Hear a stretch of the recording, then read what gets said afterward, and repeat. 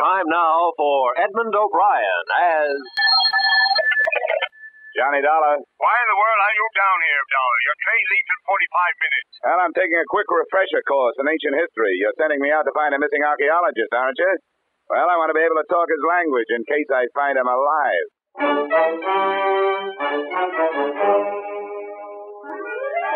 Edmund O'Brien in a transcribed adventure of the man with the action-packed expense account. America's fabulous freelance insurance investigator. Yours truly, Johnny Dollar.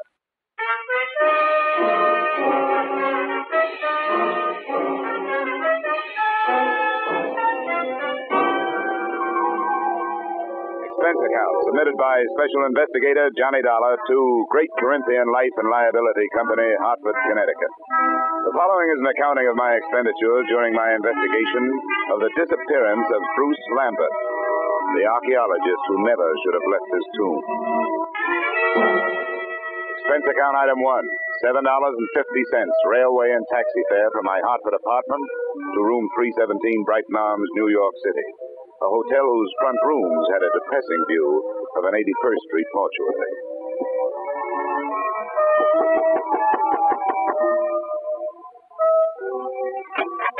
Miss Lambert? Yes, please come in, Mr. Dollar. She was tall without awkwardness, had the physique of an athlete, but still with softness, and a golden tan made her seem out of place, set against the snow heaped on the sill outside the windows. Thank you for coming, Mr. Dollar. I realize that mine was a rather unusual request to make of an insurance company. Not at all, Miss Lambert. The company doesn't want to lose a policyholder any more than you want to lose a brother. But there are a lot of good private detectives in New York. I couldn't afford one. I had thought of notifying the police, but I realized that Bruce's case would be just one of many to them. They're so impersonal. And if there's a chance of any notoriety... Miss Lambert, if you mean that for some reason you'd rather the police didn't find him, you'd better tell me about it. Yes, of course I was going to. I don't see how it could make any difference. Please sit down. Maybe we'd better start way back at the beginning, huh? That would be in Egypt, wouldn't it? Yes. In the desert some 100 miles west of Thebes. My brother's an archaeologist, and he'd uncovered some ruins. It was quite an important discovery, something about the 12th dynasty. I don't know much about it. You were with him? Yes, I didn't spend much time at the excavation site. I stayed in the village. But the reason the police might make it difficult is that Bruce discovered some relics that he didn't declare to the authorities there. You mean he swiped them? Well, if you're in the habit of using extreme bluntness, I suppose you could put it that way. All right, I'm sorry. Please, Mr. Dollar, this is quite unpleasant for me. If Bruce had stolen all the relics, you wouldn't expect it to make any difference in how I felt about his disappearance, would you? Well, I'm afraid I can't do anything for you. I've got to know these things if I'm going to help you. Wait. I'm sorry. I'll tell you everything I know. All right. What were those relics that your brother didn't declare? Well, I'm not sure how many there were. There was some statuary, an obsidian head of some old king, and then there was a scarab. It was supposed to have been the official seal of this king. Do you know how valuable this stuff is? I'm afraid that it might be very valuable in some circles. That's what I was afraid of, that someone harmed Bruce or even... But there's so many things to be afraid of. He isn't strong. Maybe even his mind. He was injured quite severely in a traffic accident in Alexandria just before we left Egypt. I've got to find out what could have happened to him. Oh, come on. We can't find out this way. What does your brother look like? Is he light or dark? Here's a snapshot. Oh. He's blonde. His hair is straight and was quite long when I last saw him. And that was 4 days ago? Yes. Day our ship docked, I was arranging for my luggage. He just disappeared. What else? What's his build? Slight, medium, heavy? Slight, I'd say. What about his clothes? Well, he was wearing a dark blue suit and a gray overcoat. The right sleeve of both would be empty, because his right arm and shoulder are in a cast. A traffic accident. Yes, both were fractured. I wish I were able to be more help. But I've told you everything I know. He just vanished. Did he Did he have any enemies that you know of? No, there's not even that. I can't let myself lose hope.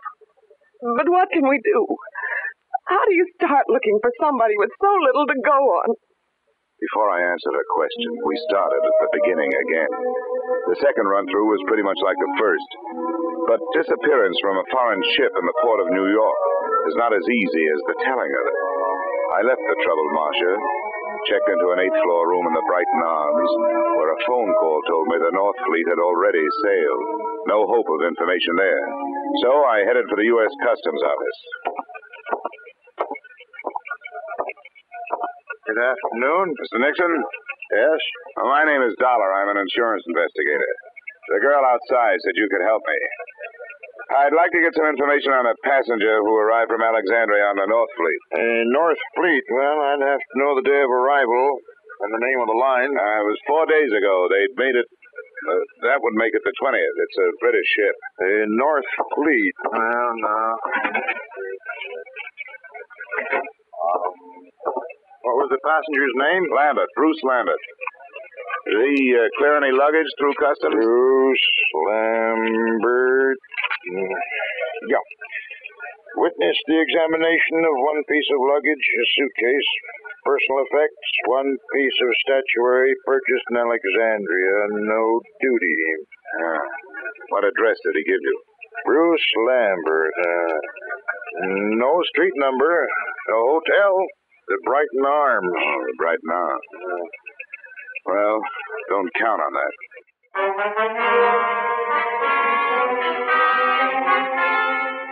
Expense account item 2, $30, which, with my ID card, helped impress the cab drivers who worked the entrance to the pier where the North Fleet had docked.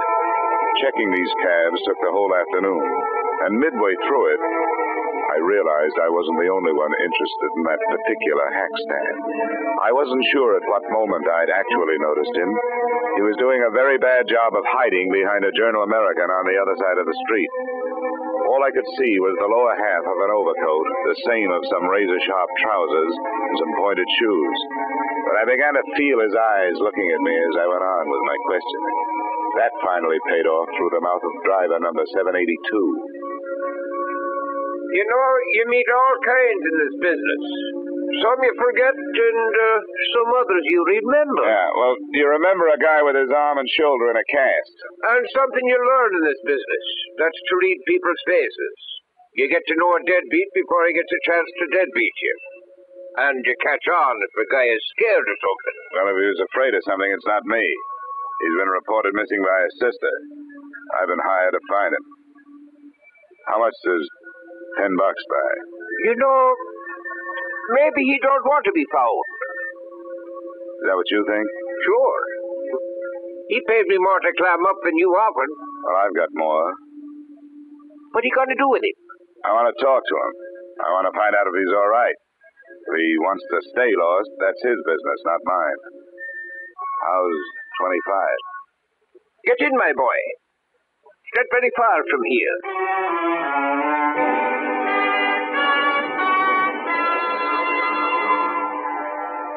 Our destination turned out to be an old red brick hotel near 39th Street between 10th and 11th Avenue.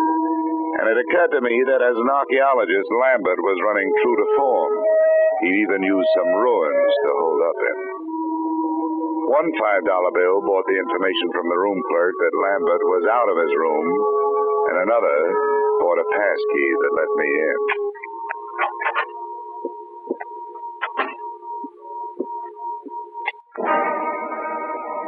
The first thing to catch my eye when I switched on the light was a black piece of statuary shining dully on a chipped bureau, a crowned head with exaggerated features, sculptured in obsidian.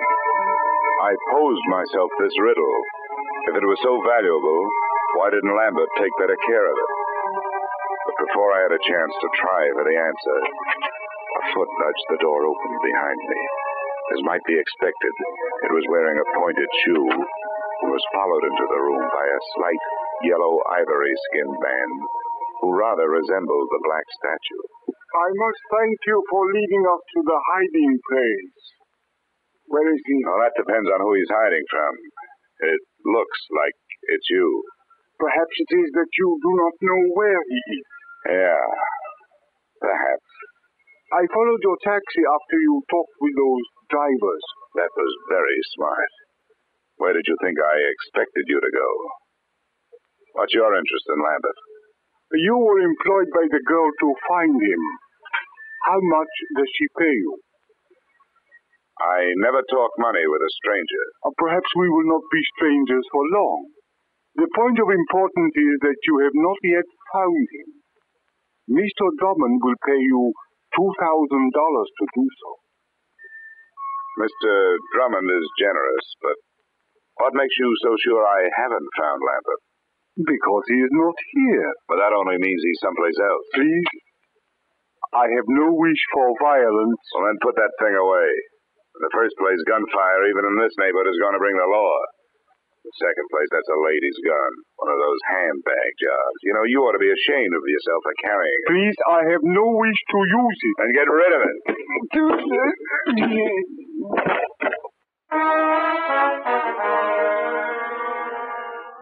I hate little men who try to play bully. There was more than that behind my fist. I figured I could learn to know him better if he was quietly stretched out on the floor. I was half right. An Egyptian passport told me that his name was Ammon Hyksos. Hometown, Alexandria.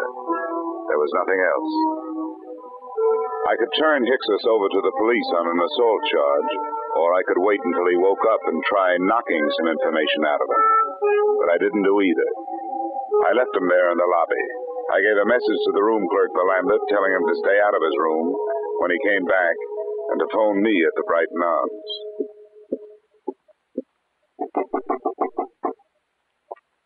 Who is it? Dollar. Oh, just a second. Is there any news? Did you learn anything, Mr. Dollar? Yeah, I made some progress. I met Ammon Hyksos. You told me your brother didn't have any enemies. That little Egyptian was out looking for him with a gun. Why'd you lie to me? I have no right to ask you to believe me now. That's so true. But I wish you would. Please come here and sit down. No, thanks. You sit there and I'll stand here. I think I'll be less inclined to believe you from here. That's not fair. I know. I wasn't fair with you either. I want to be. But there are some things I just can't tell you. Why not? Well, I can't tell you that either. Oh, nuts. Women like you make everything tougher than it should be. You demand all, but you give nothing. You ask to be trusted, and you won't trust. You make yourselves look soft when you're as hard as steel. You've got warmth, but you only turn it on when you get something out of it. You're wrong. I was trying to help him. Or us. I had to lie. Look, I started this thing wanting to help you. There was something personal about it. But you wanted me to do things your way and not mine. Well, we just stopped doing that. Please leave me alone. Just go away. Go back to Hartford and forget you were ever here. I wish I could. But I'm working for an insurance company looking for a missing policy holder. Well, I'll be up in my room if you decide to help me find it.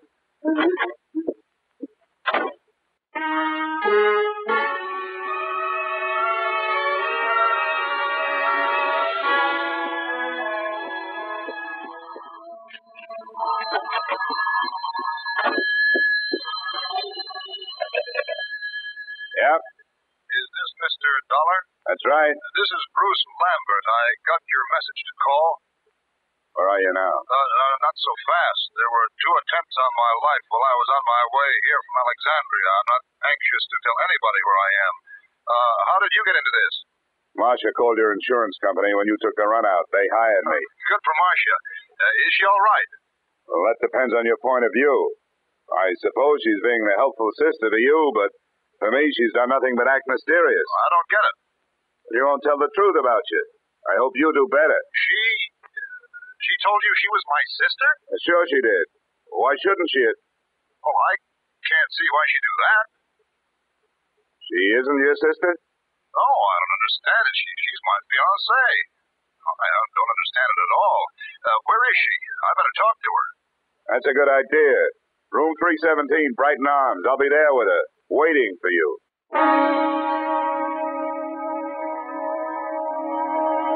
Which, in a way, was how it worked out. Except that I waited for him in the corridor outside her room.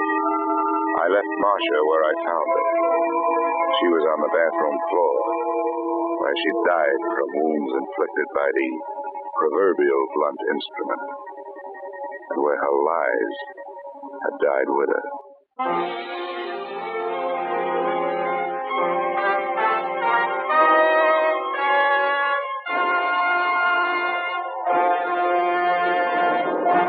In just a moment, we will return to the second act of yours truly, Johnny Dollar.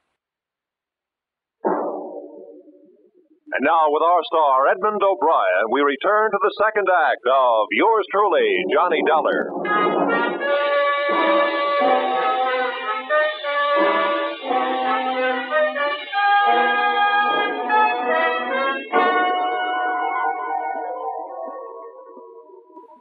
Bruce Lambert? Yes? It's all right, I'm Dollar. Didn't take you long to get here. Where'd you phone from? Just around the corner. Bar. Why do you ask? Where's Marcia? Marcia's dead. I don't believe you. I want to go in there. She isn't dead. Let me in there. Come on, use your head, will you? There's nothing. Oh, your arm. I'm sorry. Look, you don't want to go in there. Believe me, you don't. There's nothing you can do for her. She can't be dead. She can't be. Come on. Where? Why? I want you to come up to my room with me. You've got to do two things. First, give me every reason you can think of why this should have happened. And then, before the police get here, you'd better start rehearsing a story of your own.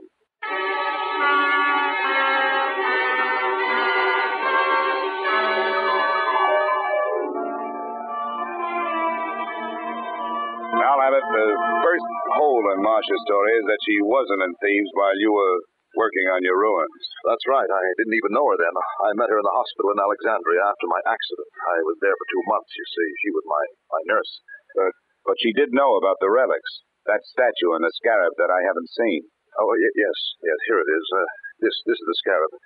Oh, yes, she knew. We talked about my little deceit. Well, how little is it really? You talk about 2 attempts on your life. Now we have actual murder. You'd better let me have that scarab. Oh, yes, of course. But surely you don't think the relics are at the bottom of this? They're rare, but not valuable enough for this. Unless someone knows more about them than I do. I doubt that. I've made a thorough study of the 12th dynasty and King Amenemhet III. It's a carving of his head. What do you know about a man named Ammon Hyksos? And another whose last name is Drummond? Hyksos? Ammon Hyksos? You know him? Does it ring any kind of a bell? No, I'm afraid not. Drummond means nothing. Oh, all right. Let's try the 2 attempts on your life. What about them? Well, they happened on the nights of the 17th and the 18th. Both of them could have been accidental, except that the same small man stood near me both times. It would be too much for me to hope you could describe him, I suppose. Well, it was dark. Both times I was on the promenade deck, and something heavy was thrown or pushed from the deck above. I reported the second one, and the ship's officer apologized for the carelessness. But you thought enough of it to disappear? Oh, I certainly did. Instead of going to the police? Yes. Oh, I suppose it was wrong, but you must understand, I was desperate. Well, we'd better go down to the 3rd floor. I hope the police think more of your story than I do.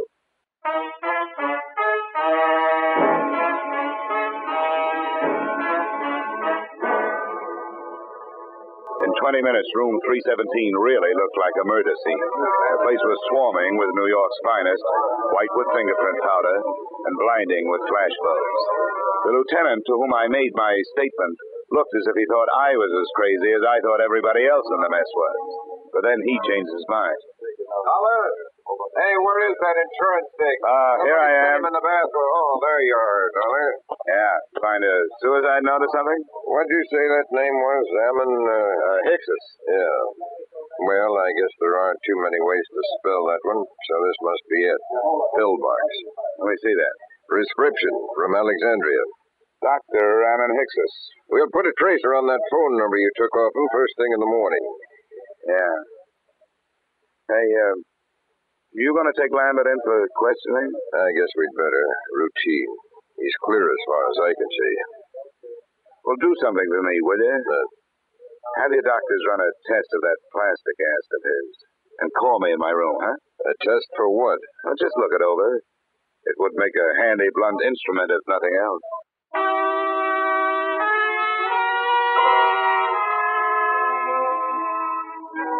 Expense account item 3, $7.50. A few late cocktails, a rare steak, and coffee in the Brighton Arms dining room. After which I picked up an armful of extra editions so I could catch up on what I'd been doing. I self-operated my way to the 8th floor and started toward my room. I was looking forward to a hot shower, but I didn't get it. I was still looking forward, but into a familiar gun muzzle. This is the one, Garrett. Ah, yes, Mr. Dollar. May I introduce myself, sir? Garrett Drummond at your service. Our meeting has been postponed too long. Well, there's a difference of opinion on that. You will please open your door. How can I refuse that pint-sized invitation you're still carrying? After you, sir, and I need to remind you that my friend here is prepared for any rash move on your part. Look, I'm tired. I don't have a rash move left in me. Close the door, Emma. I suggest that you sit there, Mr. Dollar, in that unsightly straight-back chair. Thanks a lot. And now, sir, I shall plunge right to the point. Where is that scoundrel, Bruce Lambert? Well? I think I just decided that I don't know. Please, we have no wish for violence. You always say that with a gun in your hand. Well, let's get started. You make your pitch, I'll make my refusal, and we'll see where we go from there. I have already made what I consider to be a generous offer for so unimportant a bit of information as merely the whereabouts of Lambert, $2,000. But if it will expedite matters, I am prepared to expand my offer by another $1,000 on the spot, sir. The higher you bid, the greedier I get. What makes Lambert so important to you? A problem which is entirely out of your province, my boy. How much do you know of Egyptian legends, sir? Oh, no more than $1's worth. Ah, pity. A fascinating subject. Well, sir, Bruce Lambert has in his possession a certain object of great importance, both culturally and economically. Certain landowners in Egypt hold it in such high esteem, sir, that as a reward for its return to them, they would throw open to exploitation untapped oil fields, the richness of which would shake the very foundations of world economy. Are they shaky enough as it is? My boy, think what it would mean to a civilization fast approaching the depletion of its petroleum sources. New horizons, sir, a brave new world. Lambert owes to us all relinquishment of this object so that it may serve humanity. You're right. And it may be easier than you think. Splendid, sir. Where is it? Which relic is it? The black statue your playmate could have picked up for free? It is King Amenemhet Scarab that I would discuss with Lambert. I demand to know where he is. Why waste time on him? I've got the scarab. I find that most difficult to believe, Mr. Dollar. Well, I'll show it. No. Keep your hands away from your pockets. Ammon will save you the trouble. Ammon. Please remain still, Mr. Dollar. My wish is for peacefulness. Sure. Right coat pocket. He speaks truly, Garrett. Here it is. What's the matter, Garrett? You don't have that brave new world look anymore. I should be the first to admit, sir, that the lie has been put to the tale I created upon this useless geegaw.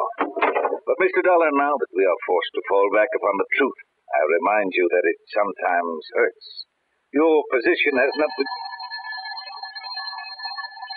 The desk knows I'm up here. Answered Mr. Dollar. But be cautious. Unfortunately, I do not share Ammon's aversion to violence.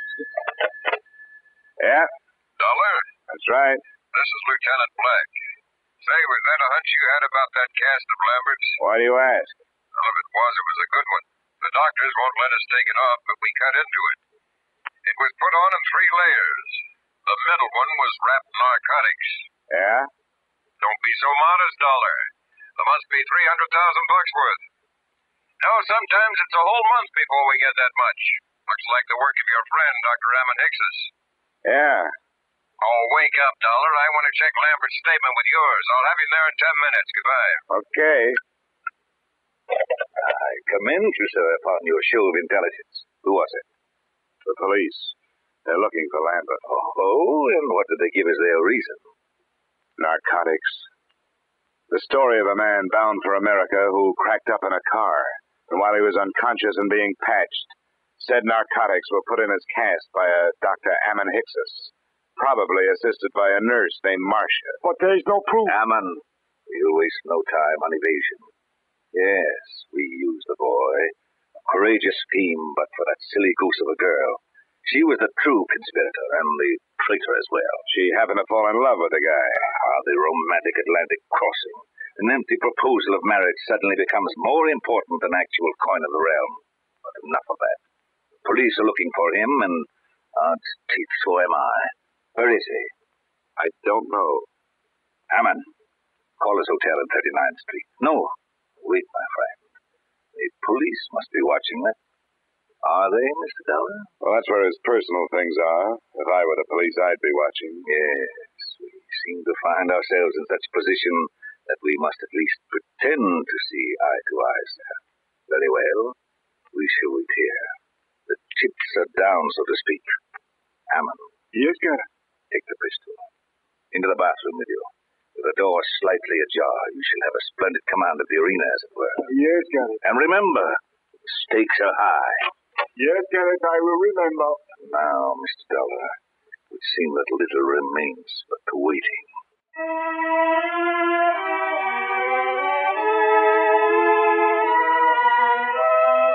The waiting was more than enough. Drummond settled himself on the bed, facing the door, his pudgy hands folded over his bulging waist. I was still in the desk chair, facing him. As usual, the police were late. 20 minutes passed before we heard the knock on the door. Yes, Mr. Dollar. Come, we shall go to the door together. Now, keep your back to me and open it. It's your party, Drummond. Come in, Lambert. Doc Lambert, the police. Hammond, shoot! Hammond, my friend,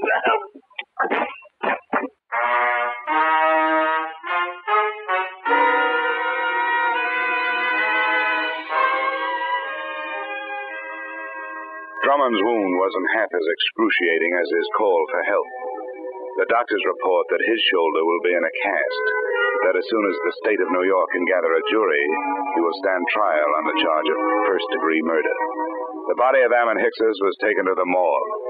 As an insurance company, you are probably less interested in that than in the fate of your policyholder, Bruce Lambert.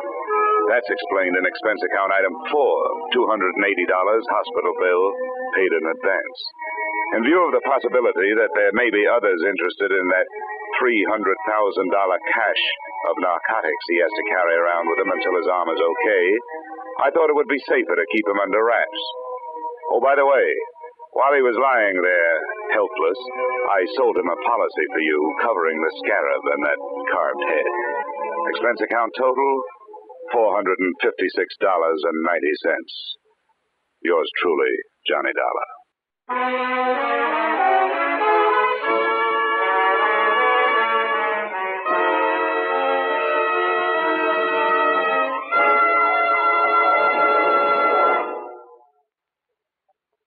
Yours truly, Johnny Dollar, stars Edmund O'Brien in the title role and is written by Paul Dudley and Gil Dowd with music by Leith Stevens. Featured in our cast were Virginia Gregg, Jay Novello, Ed Begley, John Daner, and Pat McGeehan. Yours truly, Johnny Dollar, is produced and directed by Jaime Del Valle.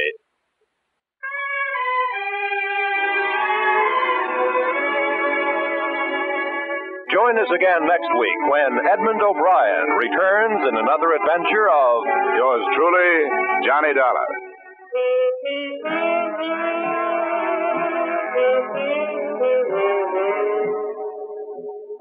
This program was transcribed in Hollywood. Roy Rowan speaking. This is CBS, where yours truly, Johnny Dollar, meets adventure every Friday night, the Columbia Broadcasting System.